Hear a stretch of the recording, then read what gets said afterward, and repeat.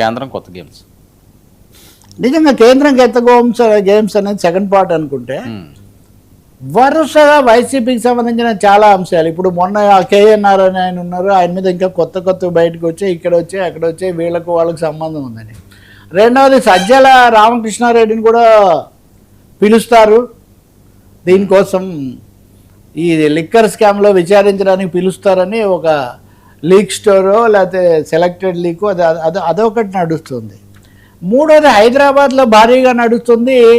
ఈ బొల్లా బ్రహ్మనాయుడు అనే ఆయన 1000 కోట్ల రూపాయల భూ స్కామ్ చేశారు, దీనికి సంబంధించి అధికారులు కూడా కొన్ని ఆధారాలని వాళ్ళు కూడా మీడియా కాన్ఫరెన్స్లు అవి ఇవే పెడుతున్నారు. ఈయన అప్పుడు జగన్ బాగా మద్దతు ఇచ్చారని.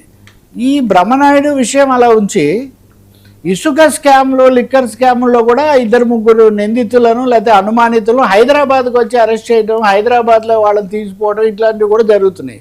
అంటే ఇప్పుడు నెమ్మదిగా ఇవి కొంతవరకు తమిళనాడు కూడా వెళ్తాయని నేను వింటున్నాను.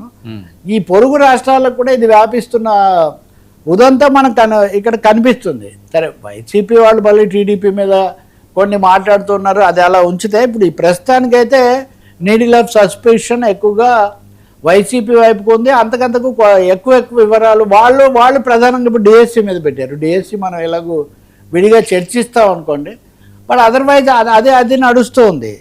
ఇక్కడ కేంద్రం గేమ్స్ అనేది ఎక్కడ వస్తుందంటే వర్మ, గత వారంలో కీలకమైన ప్రశ్న, కేంద్రం ఏం చేస్తుంది, కేంద్రం ఎవరితో స్నేహంగా ఉంది, కేంద్రం ఎవరి పట్ల మెతగ్గా ఉంది, ఇది కదా కీలక ప్రశ్న.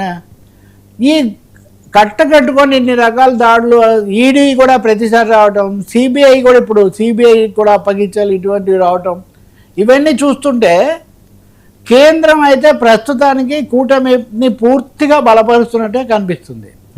నాకు తెలిసిన సమాచారం ప్రకారం కొంతవరకు వీళ్ళు ఢిల్లీలో కలవడానికి, కేంద్ర నాయకత్వాన్ని కలవడానికి వైసీపీ బృందం ఇట్లాంటి వాళ్ళు ప్రయత్నం చేసినప్పటికీ కూడా వాళ్ళకు తగిన స్పందన అక్కడ రాలేదు. కొంచెం వాళ్ళు దూరమే పాటిస్తున్నారు ప్రస్తుతానికి అని. ఇక్కడ నాకు ఒకటే వ్యూహం కనిపిస్తుంది, జగన్మోహన్ రెడ్డి చంద్రబాబు నాయుడిని అరెస్ట్ చేయడం గురించి చేసినప్పుడు బీజేపీ ఉంది కేంద్రంలో, తర్వాత ఇటు పొత్తు పెట్టుకుంది. ఇప్పుడు జగన్ చంద్రబాబుని చేసినప్పుడైనా, చంద్రబాబు రేపు జగన్ను చేసినా కేంద్రం అయితే మీరు చూసుకోండి, మీరే ఎంతైనా మీ రాజకీయాలు నడిపించుకోండి అనే ఒక వైఖరి తీసుకునే అవకాశం చాలా ఎక్కువగా కనిపిస్తుంది. ఇది జగన్ సహాయకులు చాలా దగ్గరి వాళ్ళ వరకు, పిఏ వరకు ఇది వచ్చింది.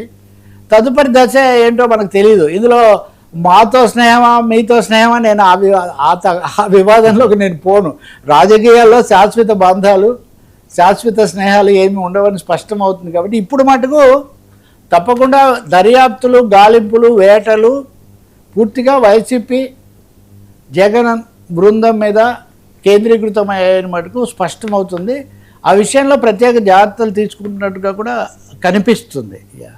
సరే, అది ముఖ్యమైన పరిణామమే గతంతో పోలిస్తే.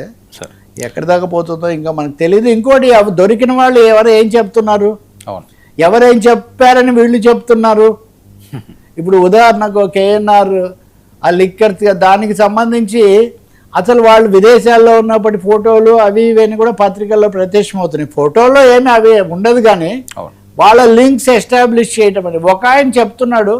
వాళ్ళ బృందంలో పట్టుబడిన ఆయన ఒక ఆయన వివరాలని చెప్పాడు అని చెప్పబడుతూ ఉంది. పూర్తి అధికారికంగా దర్యాప్తు సంస్థలు ఏం చెప్తాయి, కోర్టులు ఏం స్టాండ్ తీసుకుంటే చూడాలి. కానీ ఉచ్చు బిగియడం వెనుక కేంద్రం యొక్క ఆశీస్సులు కూడా ఎంతో కొంత ఉన్నట్టుగా, ఉపేక్ష ఉన్నట్టు మటుకు స్పష్టంగా కనిపిస్తుంది.